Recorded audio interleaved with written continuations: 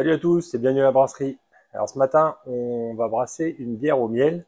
Je vais pas vous montrer tout le process, hein, on va vraiment axer sur le côté miel. Vous montrer un petit peu les petites particularités quand on veut faire une bière dite au miel. Alors la dernière que j'avais faite, c'est plutôt bien passé. Les toutes dernières bouteilles avaient tendance à gueucher, ce qui veut dire petite contamination. Pourtant j'avais stérilisé. Donc ce qu'on va faire aujourd'hui, je vais vous montrer comment on stérilise un petit peu mieux que ce que j'ai fait. Et le deuxième point, c'est que je vais faire deux, trois petits rappels sur ce que c'est qu'une bière au miel. Parce que la première fois, je m'étais un petit peu raté. J'avais mis trop de miel dans ma bière. Vous pouvez regarder ma vidéo sur la DGCRF pour voir un peu plus de détails. Alors la petite galère du matin, c'est qu'il flotte. Et du coup, c'est-à-dire qu'il va falloir concasser en intérieur, chose que je déteste. Ça va faire plein de poussière. Aujourd'hui, j'ai ma boutique. Donc voilà, ça risque de pas être super propre quand les clients vont commencer à arriver. Mais bon, vaut mieux ça que de tromper mon concasseur. Et du coup, j'en profite aussi pour rappeler que quand vous concassez, c'est ATEX, donc ça peut exploser. Donc, il faut vraiment que ce soit très bien ventilé. Par contre, le truc sympa, c'est que j'ai brassé hier, donc l'eau est déjà chaude quand je commence ce matin. Elle est déjà à 40 degrés. J'ai récupéré 800 litres d'eau quand même hier, ce qui est plutôt très bon pour l'écologie. Alors, je me suis mis un tout petit peu plus d'eau, 20 ou 30 litres de plus. Ça va me servir tout à l'heure pour faire fondre mon miel. Je vais vous montrer, il est tout figé. Donc, si je veux pas trop galérer, alors normalement, j'ai un seau, j'ai un gros seau. Là, mon producteur de miel n'avait pas de seau et donc il m'a filé des pots. Donc il va falloir les faire un par un, c'est un peu galère. Mais bon, c'est ce qui va faire aussi le charme de cette bière. Alors côté malt, ceux qui sont allés voir ma vidéo, là, ils pensent déjà un petit peu savoir ce que j'aurais choisi entre malt pale ale et pilsen. Je veux pas de côté asperge et plutôt un côté miel, naturellement. Donc on va clairement aller sur du pale ale, du de rang. Voilà, ce sera parfait pour ce matin. Je vais y aller sur 100 kg. Je vais pas mettre d'autres types de miel pour renforcer le côté miel. Justement, parce que l'idée c'est vraiment de laisser le produit s'exprimer. Donc on va faire un truc plutôt simple en malt pour laisser la place au miel. C'est un très bon miel de lavande, donc on va y laisser la place. Alors si vous n'êtes pas pro, faites-vous plaisir sur le miel, hein. Moi je suis monté jusqu'à 20% de miel, c'est carrément mieux, surtout qu'on va le stériliser, donc il va perdre pas mal de saveur. Si vous êtes pro, la limite va être imposée par la loi, parce que si vous voulez appeler ça une bière, il va pas falloir monter plus de 10%. Donc 10% de matière sèche. Donc moi pour ma part, je vais mettre 100 kg de grains. Donc je vais m'autoriser à mettre 11 kg de miel. Ce qui va faire, comme on met 11 kg plus les 100 kg, ça me fera dans les 10% de matière sèche pour le miel. Et ce sera le maximum pour que je puisse l'appeler bière au miel et non hydromel de quelque chose, j'en sais rien. Donc, encore une fois, un petit tour sur ma vidéo de la DGCRF, ça va bien vous éclaircir sur le sujet.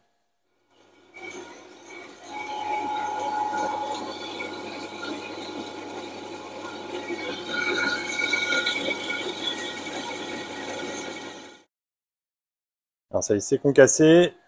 On doit être à une soixantaine de degrés ici. Voilà, pas tout à fait.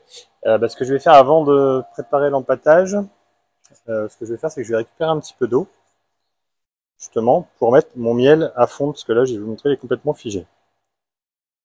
Donc voilà, on a un miel de fleurs de lavande en 500 grammes. Vous voyez, tout blanc, donc tout figé. Donc on va essayer de récupérer ça, le rendre un peu plus mou. Donc ce que je vais faire, c'est que je vais lui balancer de l'eau à 60 degrés pendant une bonne heure. Comme ça, il va avoir le temps de bien fondre. Tout à l'heure, quand je le mettrai à l'ébullition, ce sera plus simple, parce que là, si je dois y aller à la cuillère, ça va être complètement galère. J'ai une petite caisse en plastique, j'ai mis mes pots. Il ne reste plus qu'à immerger tout ça pour commencer à laisser fondre. Et voilà, c'est parti pour 1 heure et demie. Hein. Ça ne sera pas avant l'ébullition. Ça a le temps de fondre tranquillement. Là, je dois pas être très loin. Hein. 64 degrés, l'objectif étant de redescendre du coup à 62 et on va remonter jusqu'à 68 parce qu'on va essayer de conserver un peu de sucre non fermentescible pour garder un peu de rondeur sur cette bière parce que le sucre que va apporter le miel, lui, va vraiment assécher la bière. Donc il faut essayer de trouver l'équilibre entre les deux. Surtout que j'ai choisi une levure qui est assez gourmande, qui est la T58.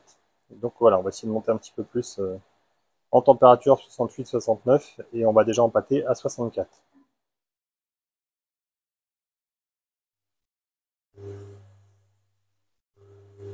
Allez, c'est parti. Alors, une petite tournée d'acide lactique. Alors là, je suis à 150 grammes, hein, mais le plus simple, c'est que vous alliez sur mon eau de brassage. Alors combien il faut acidifier. Là, c'est assez cohérent pour moi. C'est plus que ce que je mets d'habitude. Et j'ai pas de malt spéciaux pour venir acidifier ma mèche. Donc c'est plutôt cohérent.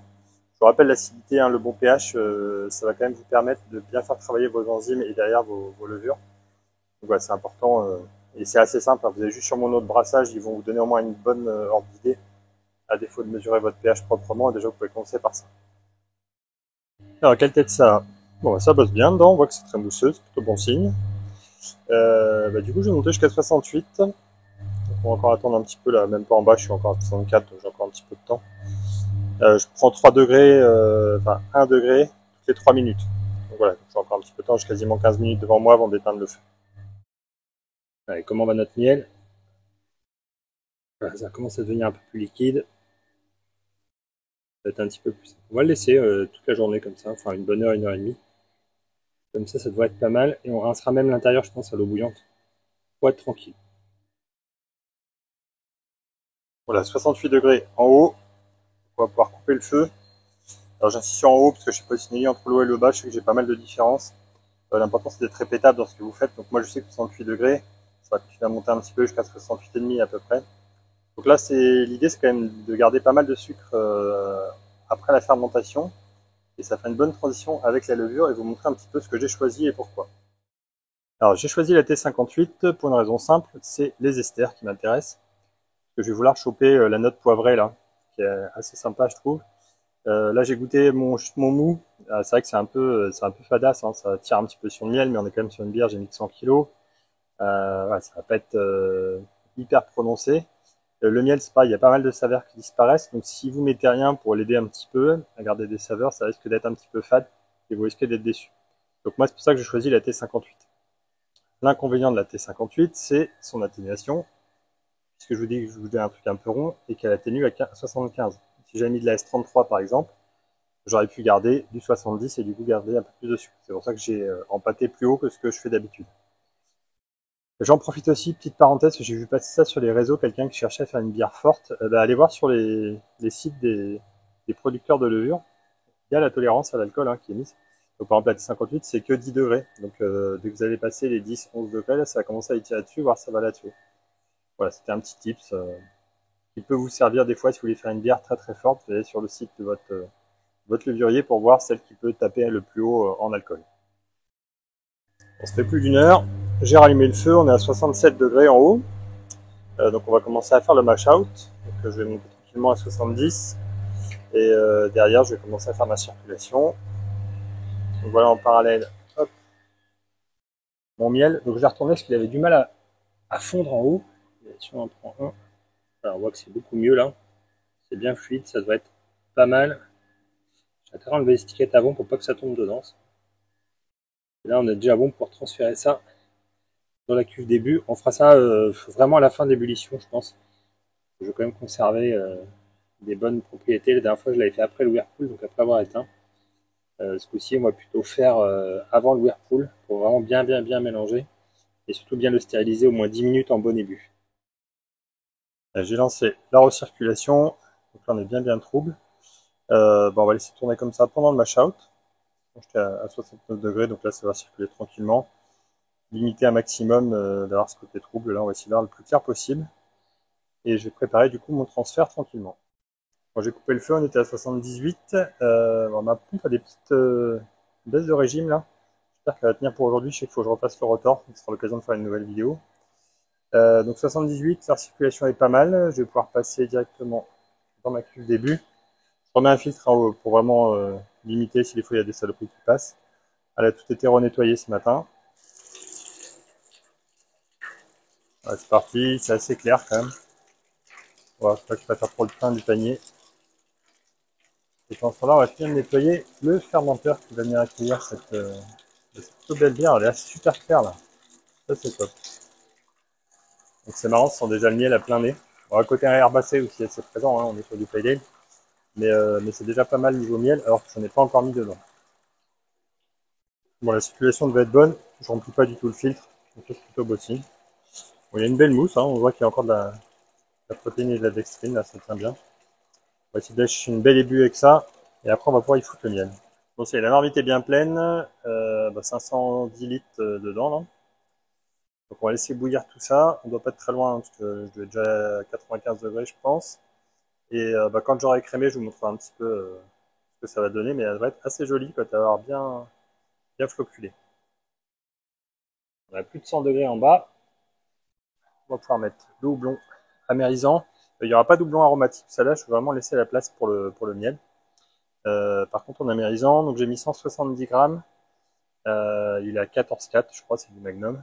Voilà, l'idée, c'est vraiment de faire le minimum syndical en amertume, quand même pour protéger ma bière. Mais voilà, c'est pas du tout l'intérêt. On veut vraiment laisser la place au miel. Allez, c'est parti.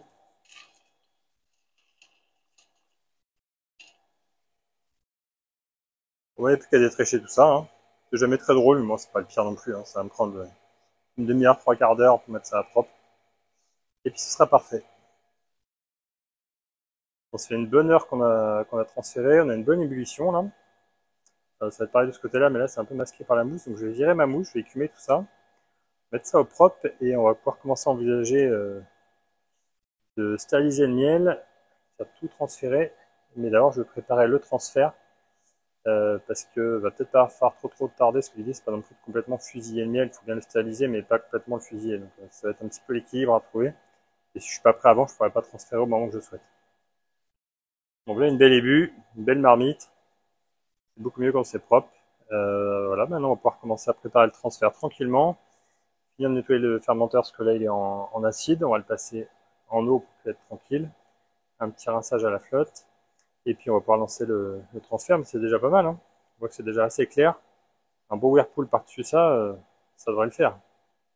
Alors depuis que j'ai changé de gaz là, maintenant que je suis en citerne, donc ma performance est bien meilleure sur l'ébullition.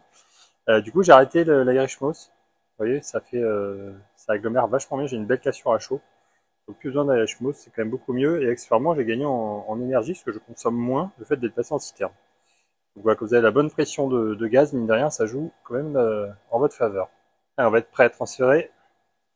Du coup, on va pouvoir ouvrir notre premier pot de miel. Regardez la gueule qu'il a, puis transvaser. Alors, j'ai mis de l'eau à bouillir, comme ça, je vais essayer de bien les rincer pour pas trop perdre, hein, ce serait quand même dommage.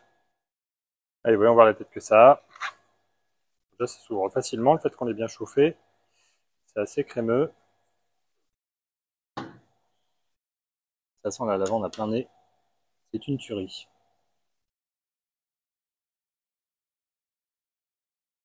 Bon, je vais pas tout vous filmer, parce que je pense que ça va être assez long.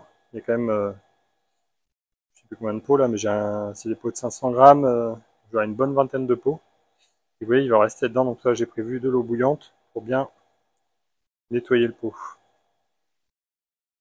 Allez-y, en plein. Alors, je vais me faire des petites séries de 6 là. 6 x 4, 24. Ouais, le dernier aura peut-être un petit peu moins, mais au moins ça va me permettre 6. Donc là, j'ai déjà mis 3 kilos sur mes 11 que je veux mettre. Et je vais mettre un peu d'eau bouillante dedans pour bien les rincer.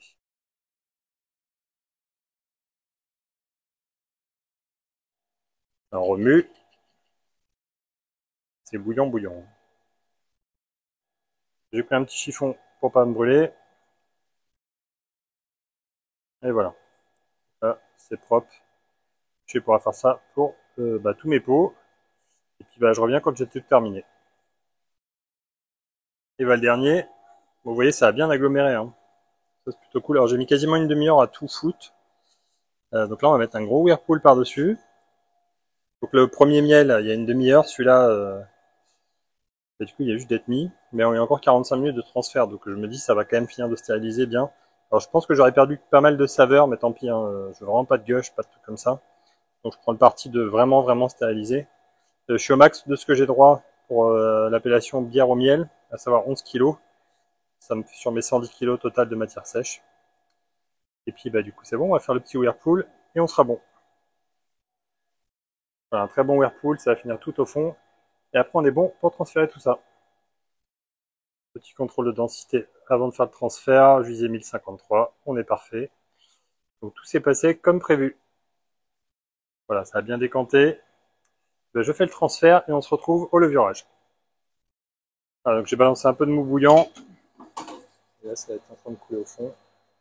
Voilà, on va pas ouvrir trop longtemps, éviter de faire entrer les saloperies. Alors niveau odeur, on est pas mal, ça sent déjà le miel. Après si ça sent, c'est que c'est en train de partir, donc faut vite que ça aille en fermenteur. Après ça sent beaucoup le saz. Alors j'en ai pas mis du tout, vous avez vu, j'ai pas mis du tout de houblon, sauf que hier j'ai brassé ma triple qui est tout à gauche. Et du coup, elle est en pleine tumulteuse et ça sent très très fort. Voilà, donc j'ai hâte que tout soit dedans, que je puisse aérer aussi un petit peu parce qu'il fait super chaud, je suis trempé. Mais on n'ouvre pas tant que tout n'est pas arrivé dans le fermenteur et qu'on a levuré. Donc on aperçoit le drum. Je pense qu'il va être assez impressionnant parce que la bière est super claire, c'est plutôt cool. Ça n'a pas fait un gros pâté dans le fermenteur. Comme je vous disais, c'est vraiment un beau pâté au milieu. Ça fera ça de moins dans le fermenteur. La pompe elle est à la fin de sa vie. Il va être grand temps que ça arrive sur la fin. Allez, tiens bon, encore 15-20 litres et on sera bon. Bon, c'est pas beaucoup de pertes au final. Hein. Je pense qu'il y a 2 litres, ça va être bientôt. Allez, on est parti pour aller faire le levurage et ce sera bon pour aujourd'hui. Comme d'habitude pour le levurage, l'important c'est l'hygiène. Tout fait passer l'alcool, ciseaux et paquets surtout.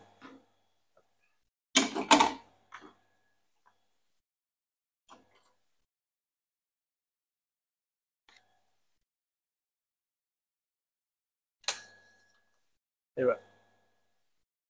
Moi j'y vais franco, hein, parce que je reste une vidéo, je le savent.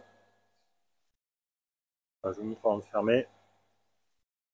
Ça va se réveiller doucement, mais sûrement. Voilà, c'est fini pour aujourd'hui. J'espère que ça vous a plu, puis que ça vous a donné envie de faire une petite bière au miel. Donc nous on bosse avec Happy Happy là. Si vous pouvez avoir des grosses quantités, c'est quand même mieux. Vous avez vu les petits bocaux en verre, ça c'est un peu galère. Mais j'ai hâte de goûter ça, parce que la dernière fois elle était vraiment top. Elle a commencé à tourner, mais vraiment sur la fin, là, il y a quelques semaines. C'est plutôt dommage que c'était vraiment pas mal. Donc là, on va voir si le fait de la steriliser un peu plus, ça va pas trop fusiller de saveur. Et si à l'inverse, ça va bien protéger pour la garder au moins une bonne année. Allez, c'est fini pour aujourd'hui. Bon brassage à tous et à très bientôt.